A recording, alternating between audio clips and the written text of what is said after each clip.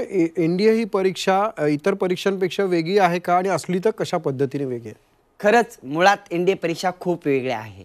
Army, navy, एअरफोर्समध्ये आपल्याला जाण्याचे विविध मार्ग बघायला मिळतात.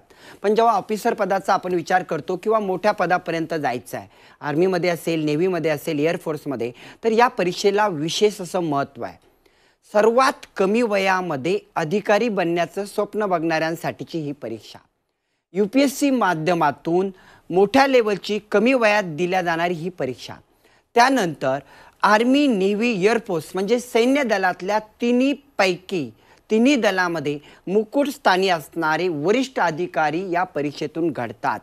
म्हणून या परीक्षेला विशेष असं अग्रगण्य महत्त्व आहे. त्यानंतर आपण बघतो की UPSC असेल किंवा MPSC असेल, या परीक्षा ग्रॅज्युएशन बेसवरती असतात. म्हणजे किमान 22 वर्षांनंतरच आपल्याला त्या परीक्षा देता येतात. या परीक्षेला सुरुवात 16.5 ते 19.5 या वयाच्या कालावधीतील मुले देऊ शकतात. कमी वयाची मुलं देऊ शकतात आणि डायरेक्टली आपण अफसर बनू शकतो. त्यामुळे या परीक्षेला आपण वेगळं असं महत्त्व त्या ठिकाणी प्राप्त झालेलं आहे.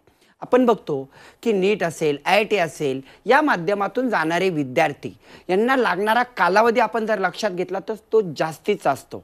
त्या ठिकाणी नोकरी लागण्यासाठीचं वयही त्या ठिकाणी जास्त येतं.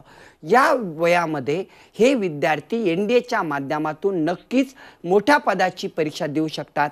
आणि जर कदाचित आपल्याला काही प्रश्न येतात की निकाल खूप कमी असतो. हो, मुळात निकाल NDA परीक्षेचा कमी असतो.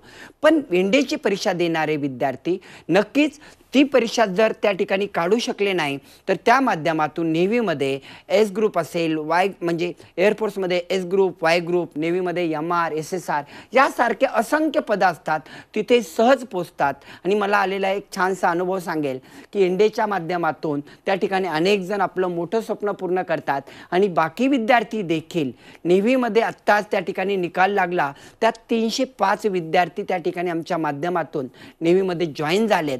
मग यामध्ये मुलींचं प्रमाणही तेवढ्याच मोठ्या प्रमाणावरती होतं. हे विद्यार्थी कुठेही कमी पडत नाहीत.